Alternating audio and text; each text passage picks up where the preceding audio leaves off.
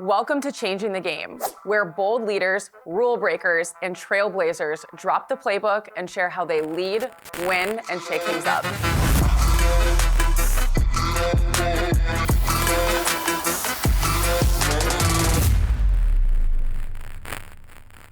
Welcome to Changing the Game. Today, I'm joined by someone who has redefined what it means to lead across sport, service, and entrepreneurship, Katherine Lynch. Katherine is a Harvard graduate and former varsity squash player who also served in the U.S. Navy.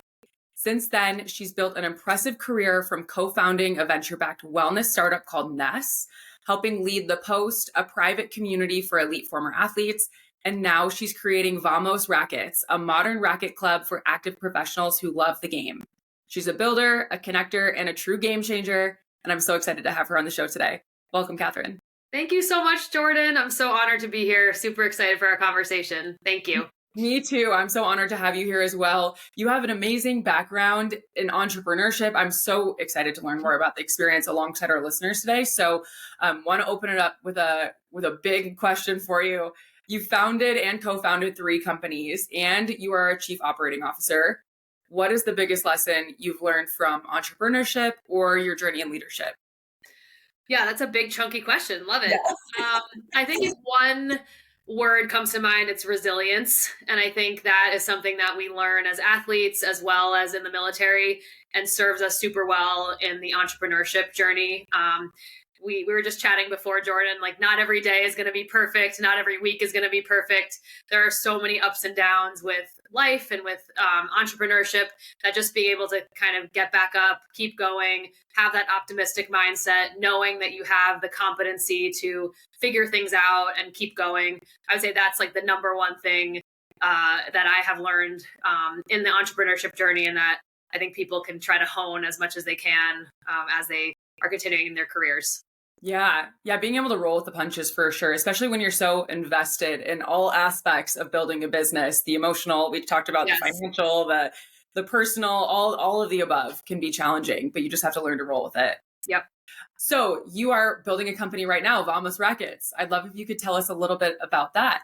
Yes, thank you. Super exciting. It's a marriage between my 2 loves of racket sports. As you mentioned before, I'm a lifelong athlete, lifelong squash player, have also dabbled in other racket sports. And then my love of building businesses, being in the community, creating spaces for people to be active and healthy. And so yeah, about 18 months ago or so, I connected with my co-founder, Pablo, on the platform tennis court, so another racket sport. And we talked about the sport of padel, also pronounced padel. And we said, hey, why is this not in New Jersey yet? This is such a fun sport. It's super fast growing. And that kind of started the conversation and started the journey of let's actually bring this to life. And so, yeah, we're pretty close to opening our first location. We're doing a bunch of other activations in the coming months with pickleball, with padel, and just getting people out and playing and getting more rackets in people's hands. Wow, that's really cool. I've never heard of the sport paddle before. How is that different than like a pickleball or a tennis? Is it super different? And I'm just great question. So it's pretty new to the U.S. It's gained a ton of popularity in the last few years, mostly in Miami, actually. But it's come up the East Coast, gone to the West Coast. It's kind of popping up all over. But it's a combination between tennis and squash. So it's enclosed in a glass and mesh kind of box. It's a turf floor with a net. It's played doubles. So it's a little more forgiving than tennis because you're not just running around after the ball trying to pick it up all the time as I do in tennis. So you keep the ball in play for longer. It's super athletic, really fun. And it's become just kind of a new social outlet for people, both, to meet people, but also professionally. They're saying it's kind of the new golf in terms of networking and getting out there and having a good time. Okay, so I need to go find a place to play paddle then, because I'm really not a golfer, and so I got to look into that. I do love pickleball though, so that is a fun one, but I don't get out to play it as much. Yeah, you're in Denver, right? Yes, I'm in Denver. Okay. So my friend just opened up a paddle club in Denver. So no I'll have to way. send you the link. Yeah, I think it's part of Aspen Paddle Club, but they just opened up courts in Denver as well. So I'll get you the info. Yes, please do send that. I would love to look into that. That would be super fun. And of course, I'd like to go visit the OG in Aspen too. That Really would be so nice. cool. Yes, that would be nice, but it's not in my budget right now. Um, so, how did you really get into the game of squash, leading you to Harvard? Yeah, so it's funny, just so funny how things happen. But my dad actually grew up in Philadelphia. I was born there as well. That's kind of the home for squash in the US. So it's played Okay. a ton there. There's tons of courts. He played football in college, and then after, can't really play football after college. And so he transitioned to squash. It's a very active sport. You get super sweaty, a super good workout, really fun. And when I was about 8 or 9, he introduced me to the sport, and I started playing a bunch here in suburban New Jersey, where I live now, and just really found a liking to it. I liked just digging into something full force, honestly, and just working really hard. It was one of those things you can also practice a lot by yourself because you're kind of in a court and you can hit by yourself and solo. Yeah. So being, I would say, disciplined and dedicated can really pay off in that sport. Obviously, all sports really, but yeah, and I took a liking to it and got super lucky and was able to play all of in middle school and high school, and then got recruited to play in college and played with an awesome team at Harvard. So it was a fantastic experience. That's amazing. I feel like a couple guests I've had on the show have said, "Oh yeah, my dad got me into the Yeah, sport. I was always competing against my dad," and that's how it led yeah. to this amazing journey of sport for them. It's actually so funny. My dad still plays a bit. He lives really close to us here, and he jokes that like the best day and the worst day of his life is when I beat him because he's like, Oh, "This is so great! Like my daughter's getting so good," and then like, "Oh my god, I lost to my daughter." that's So it's amazing. funny. Yeah, He's such a like so tension. proud, but deep down, he's like kind of mad about it. Exactly. That's like parenting. It's just such a tension between like joy and then you're like, wait, what's happening? Were you the firstborn or the firstborn daughter? Yes, first oldest child, yeah, and I have a Okay. younger brother who's like 14 months younger. So we're very close in age. That's so funny. It just reminds me of this because that's how I feel too. I'm the oldest of all three of my siblings, oldest daughter. Yeah, And I've heard this quote where it's like, father's oldest child is always an oldest son. Like, regardless if you're a daughter, like they're going to treat you like they're your oldest I son. like You know what that. I mean? I like that. That's And funny. that was true for me. So I Yeah. just think it's a funny quote. So I don't know if it related to you. Yeah. So you go to play squash at Harvard and then you participate in Naval ROTC too. What drove you to take on both? Because I feel like that's so unique to go down both paths. Yeah. So I don't come from a military background at all, but I did have an uncle in the Navy. We had a family friend who was in the Navy. And so I was always sort of aware of what it was, obviously, and just became aware of what ROTC was and thought about kind of what is what do you do after college? What are the options? Public service was always important to me and my family, and this was just a really good way of kind of serving your country and serving the community.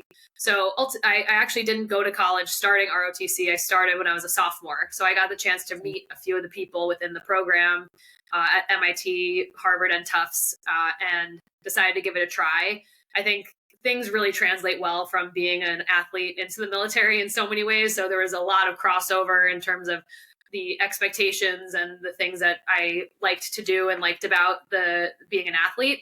And so yeah, I figured worst case, I'll try it for a year and then I could always stop. But I ended up really enjoying it and thought it was such a good experience and such good to do after college for about 6 years. Yeah. I'm personally interested to know how you think. You said there's a lot of alignment between athletes and the military. I'm interested to hear how you think there's that alignment, either in background or experience, and or maybe what's different. Because here at Shift Group, we work with athletes and veterans, and Yeah. selfishly, I need to continue to learn more as well because I work with veterans having not had the experience at all. So I just want to hear a little bit more about that in your experience. Totally. So I think that some similarities, obviously the team mentality, like always putting your team first before self. That's very much happens in sports as well as in the military. Dealing with different personalities, like figuring out what drives people. Again, EQ is so huge, both as an athlete, when you're on a team, when you're maybe leading a team, and same in the military. If you're leading a division or a large department, you need to figure out, hey, what's going to motivate everybody? So I think those things, obviously discipline and time management, both very important in athletics as well as in the military. And then there's like a lot of physical components to it too. Obviously, we're pushing ourselves as athletes in the gym, on the field, on the court. In the military, I was a surface warfare officer, which is not known for its extreme physicality in terms of, running and all that stuff. But there were a lot of times where you had to push yourself to stay awake for a long period of time, or really rev yourself up to be in that kind of performance mindset for different high stress, high intensity evolutions. And so similar kind of like game day mentality from being an athlete as well as in the military. So I do think there are just a ton of different overlaps, and having both experiences, I think, played really well off of each other. And frankly, I'm still competing in squash and some other racket sports. And I think serving in the military has helped me in that journey too, as juggling, being a mom, working, being an athlete, all of that. So there's a lot of similarities and overlap. Yeah, for sure. And when you were graduating from Harvard, when you went on to complete your service, what was that experience like, kind of transitioning out of the sporting mindset for a little while and then more into the service mindset? And then was there a shift when you moved into your professional career as well? Kind of a long two-part question there. Yeah, sure. So I think we talk a lot about, and I know at Shift you do too, about like identity and transitioning from being an athlete or being a service member into this like civilian life. I think going from college into the military, I still felt like an athlete, and I still really leaned on those habits and disciplines that I had in college, like, staying in shape, getting a good workout in, knowing I needed that for my mental health in so many situations. So that identity kind of stayed for a while, I would say. But shifting out of the military into the civilian world, you do feel a loss, because if you're going at 100 miles an hour, really to achieve a mission with people who are all very mission oriented, who, no matter what, you're like, okay, I'm doing something good for this unit or this cause, or, the broader United States, frankly, to, hey, where am I working? Like, is this aligned with what I want to do? You just feel a little bit lost in some ways. So ultimately finding a mission and a cause that I felt very excited about was super important. And that's really guided what I've done now for the rest of my career. When did you figure that out, that you were like, I need to be aligned with the mission in order to find that either sense of fulfillment or the motivation or the discipline? When did that really come up for you? I think my first job out of the Navy was a fantastic job in so many ways. We don't talk about it much, but it was basically a kind of project manager type role. We'll leave it at that.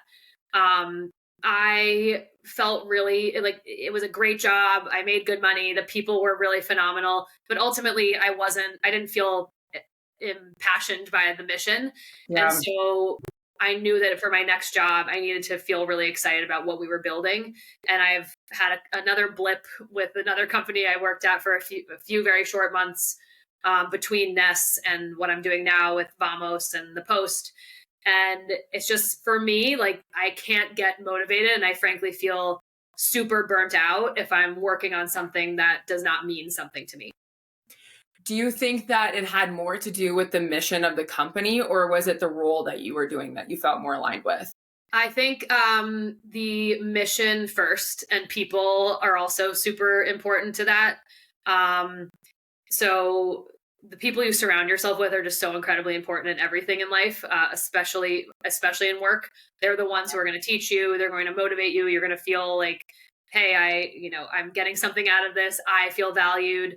And also, those people are not all going to stick around at the company that you're at forever. And so those are the people who are going to spread their wings and do all these other things in different capacities as well. And you will know them. And so thinking about how you can kind of broaden your horizons and broaden your network with just who you meet and who you spend time with in work and life. But I think to put a pin in it, like, mission is super important, but also just the people, and like having a good manager can make or break your experience at any company. Yeah, Catherine, I just love that advice. I think what you said aligns with what a couple other guests have said on this show. And it kind of gave me a new perspective on the whole topic too, because it really is, I think there's a lot of pressure for at least the candidates I work with to like find the thing that they're passionate about Yeah. again. And sometimes it's not a role. Sometimes it's about finding the mission you align with Yes. and just having the opportunity to work around those people who Yes. will continue to develop you in your career. Like I think times have changed. You don't stay at companies for 35 years anymore. Hmm. Like my dad has been at the same company for 35 years, Yeah. which is admirable, but things are just different. So it's like not necessarily finding the role, but finding the mission that you align with.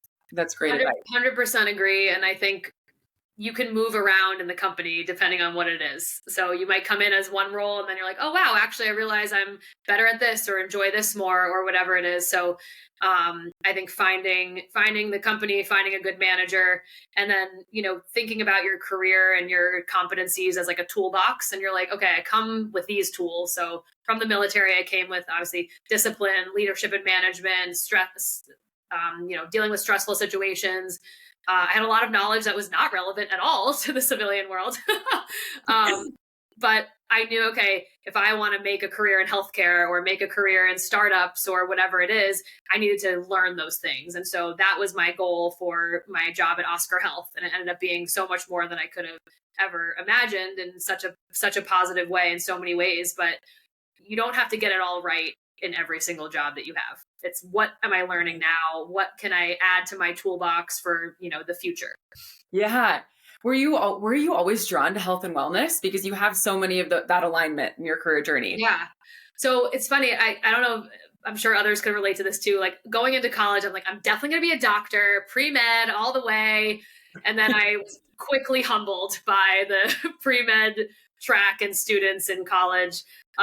And so shifted to a more liberal arts route. I studied the history of science. So it's kind of like learning all about the cool science, but without having to take organic chemistry and all that. Yeah. So Dodgeable for sure. oh my gosh, right? So I think the short answer is yes. I've like always been interested in health and wellness in some way. I think I've taken more of a sports and consumer route at this point.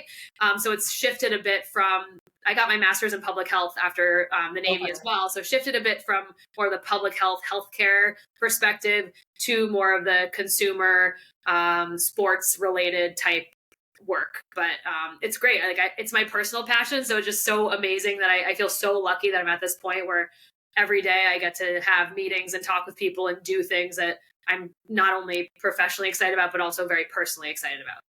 Yeah, you got to blend all these cool different aspects of your background, the athletics, the interest in health and wellness, the public health background, all into a career path for you. Yeah. You really designed your own way. When you co-founded Nest, that was a health and wellness startup. Yeah. I'd love to know like what your original vision was for that, or how did you identify a gap in the market? Just trying to kind of like create a little bit of inspiration for others who might be interested in eventually blending their backgrounds into an entrepreneurship route as well. Sure. So I think also just going back for a second, like I didn't know I wanted to do what I'm doing now 10 years ago or 15 years ago. So every step that you take, like you're not going to know if it's going to be the perfect thing or the right thing or anything, but trusting your gut, having a few different criteria that you're thinking about as you take your next step. And then, you just don't know where that journey could go. So some people have these visions of like, I know I want this in 20 years. Like I was definitely not that person, but all the things I have done the last 10 years have led to this what I'm doing now, which I feel very lucky to do. But Nest actually came up really interestingly. So it was the idea came from Derek, my friend from acapella. We sang in an acapella group in college. That's amazing. That's another layer. I know. Yet.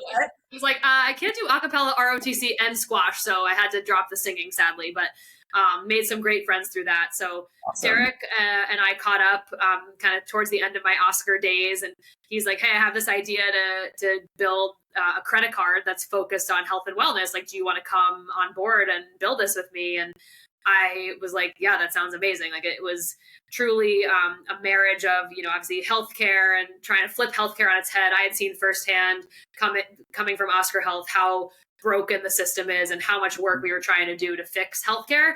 And so this was another way of trying to do that from a different angle. So I was very inspired by the mission. Derek was an incredible founder.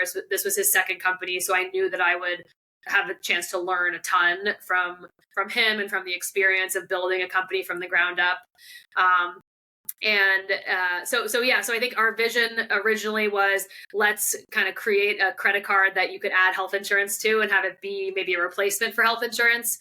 The first product we launched was a premium health and wellness credit card.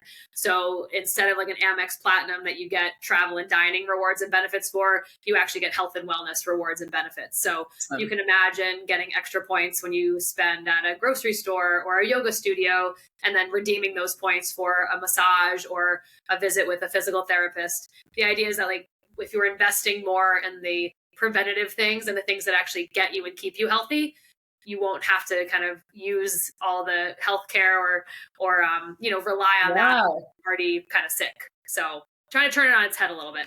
Yes. That's amazing.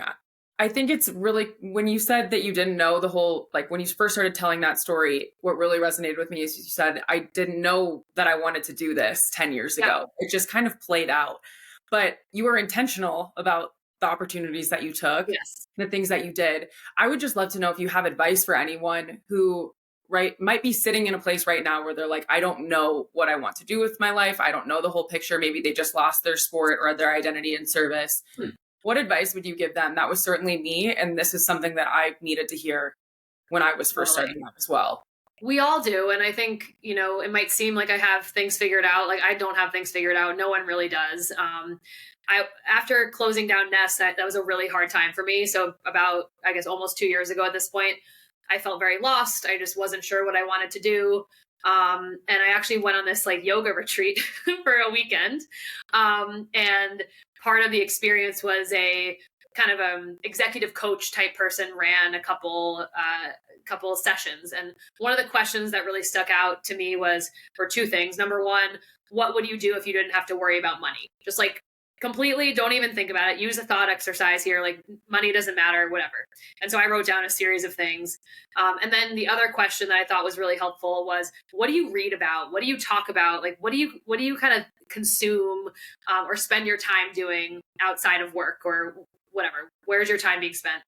And again, I wrote down a series of things. And I think that was just a really good way of kind of identifying, wow, like, why don't I align my career with things that I actually like to do and care about and want to do and have an interest in? Like, why can't this be a career? And so that was really, really helpful for me to do. So I would say, think about that. And then I think there's also like baby steps you can take. I think there's this whole like grandiose vision that like you have to jump off the cliff and just like go for it. And don't worry about any of your like things that you need to pay for in your life and whatever. But the reality is most of us can't actually do that. So what are some kind of baby steps you can take? And maybe it's a consulting job on the side, or you start, a newsletter, or, all this stuff takes discipline and work and grit, and it's not easy at all. But it's a way to kind of dip your toe in to see if you really like something without having to kind of go full force. Katherine, that's amazing advice. I love the aspirational advice, like going deep, getting to know yourself a little bit better by those journaling prompts or just the thought prompts. But then the baby steps, like that is so tangible, something that somebody can start to do right now while they pave their own path. Yeah. I think one other thing I would add is putting yourself in places where you will meet people and you will be exposed to new ideas, and maybe you have no idea what it could yield, but just putting yourself out there more. So attending different kind of networking things, or accepting that LinkedIn message and being like, sure, let's catch up. And you just never really know, like, if you're just kind of expose yourself to more, you never know what it could yield. Sahil Bloom is a member of the Post. He spoke at the Post Summit last year. He came out with a book recently, but he said something last year that I thought was really helpful to think about, is like, increase your surface area of luck. So how can you increase that surface area? It's going to things, talking with people, reading more, learning, and then you never know what could happen. Timing is so important. Who you meet is so important. All of that stuff. So I thought that was a really good way of thinking about just, expanding what you're doing. I love that. Increase your service area of luck. Yeah. That's so good. Such a good way of thinking about it. You're like, oh, okay, like I can go a little further out here and do this. And all right, here we are. And then you just never know, like what seeds have I planted and kind of what will bloom. Sahil bloom. That's funny. I know. I was like, wait, that works well. Give him that. What will bloom as kind of part of that exercise too. You just never know. No, that's awesome. And that's such a good segue too, because I want to talk about what you're doing at the Post a little bit too. So Sure. You're creating a space for former athletes. I had the huge honor of attending that Post Summit last year as a guest. So I'm so grateful that I got to do that and experience that. Why do you think, or what do you love about what you're building at the Post? And why do you think it's important for athletes to have that community after sport? Totally. So the Post is a community of former college, pro, and Olympic athletes. It's a professional development community. It's also social. It's really helping athletes continue to hone the skills that they created as athletes into their kind of personal and professional lives post-sport now. I think as we talked about, like being a veteran, being an athlete, it's such an identity, and it really is. There are these skills that we have that are just different from other people in the world. And so having that kind of foundational commonality of being an athlete is such a great way of walking into a room and feeling comfortable and learning from people. So I'm really honored that Christian kind of tapped me and asked me to help with the operational side of the business and growing and scaling the Post this last 18 months. It's been really, really fun.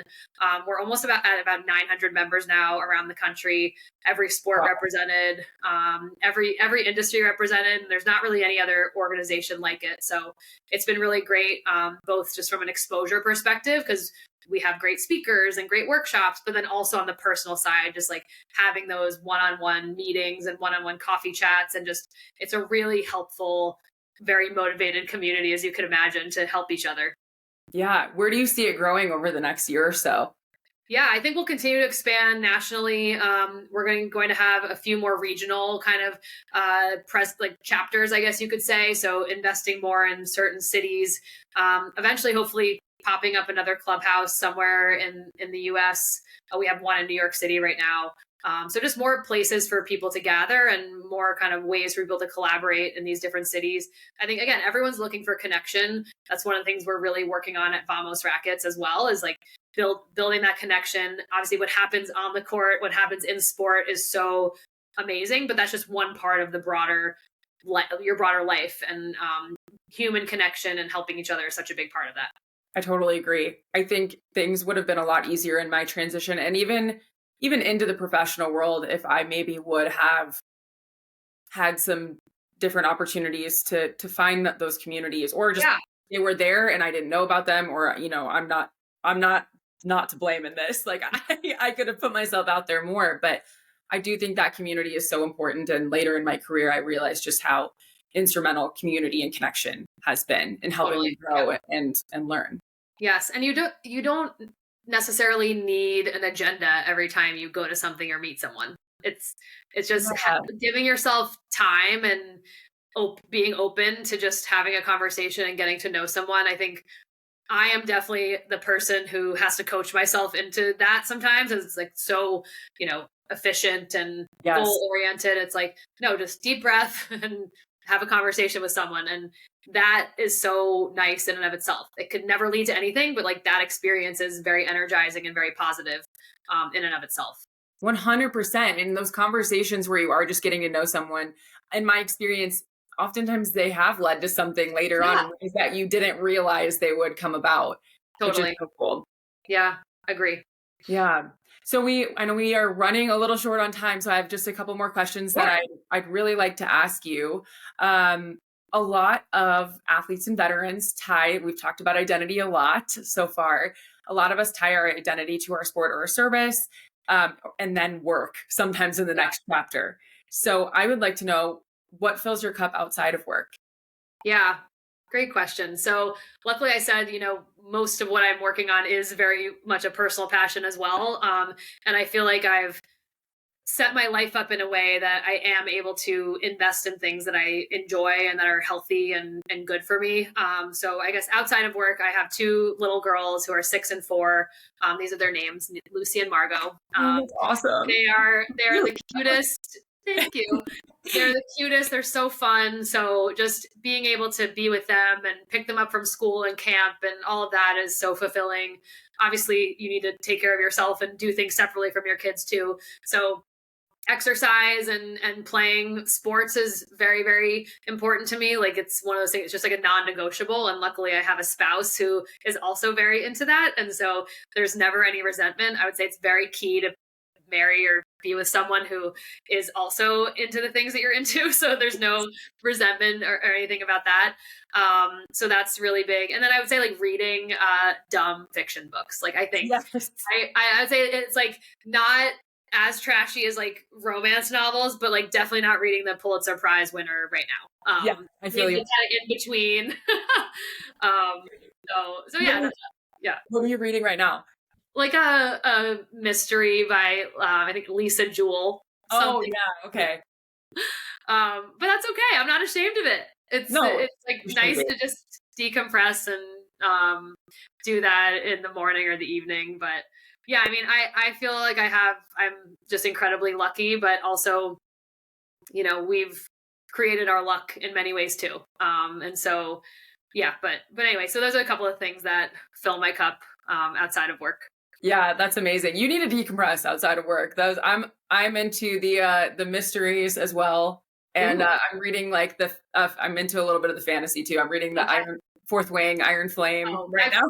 That's been recommended to me by so many of my girlfriends. I'm like, I gotta get into it. I've heard I heard it's good for many reasons. Yes, I do love it. If you're into the dragons, it's kind of nerdy sounding, but it is so good. So my husband tells me, he goes, I hate when you read because I just get sucked in. So that's one hobby that he doesn't love of mine because I tune everything out. So honestly, it could be worse. It could be worse. Yeah. It could be worse. Amazing, Katherine. It's been so wonderful having you on the show today. I have one final question for you. In honor of the show's name, Changing the Game, what does changing the game mean to you in your professional or your personal life?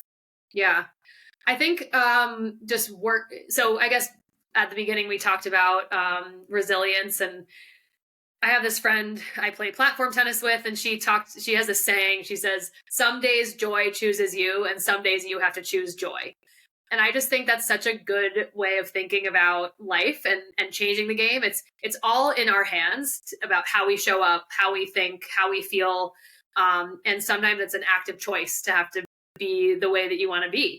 And I think leaning on the things that you've learned, your routines, your discipline, and all that, especially in the moments where you're not feeling up to it, is just such a good way of continuing the momentum. And I think changing the game is, if you're not happy or you're not satisfied or you want to make a change, actually being able to do it and leaning on those kind of things that you've learned and the competencies that you've built over time. So to me, it's much more case by case and personal. I think we all investing in ourselves and what we want to do will then allow us to kind of change the game for other people and the rest of the world.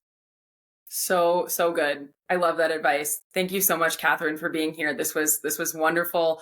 Where should our listeners connect with you? Do you have an Instagram account for Vamos Rackets yet? Where should they follow you? Yes, thank you. Thank you so much for having me. Yes, we have an Instagram account. It's Vamos Rackets, VAMOS RACQUETS. So follow us there, and then obviously email me, Katherine@vamosrackets.com. Would love to connect again for a coffee chat, for anything. I'm always happy to meet people and hopefully get on a court sometime soon too. Amazing. Thank you so much, Katherine. This was wonderful. I hope you have a great day, and thank you everyone for listening as well. Thanks, Jordan.